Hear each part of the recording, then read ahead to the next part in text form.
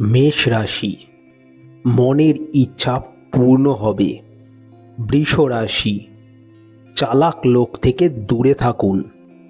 মিথুন রাশি, হৃদরোগে আক্রান্ত হতে পারেন। কর্কট রাশি, সঙ্গীত শিল্পীদের শুভ হবে। সিংহ রাশি, চাকরিতে পদমর্যাদা বৃদ্ধি পাবে।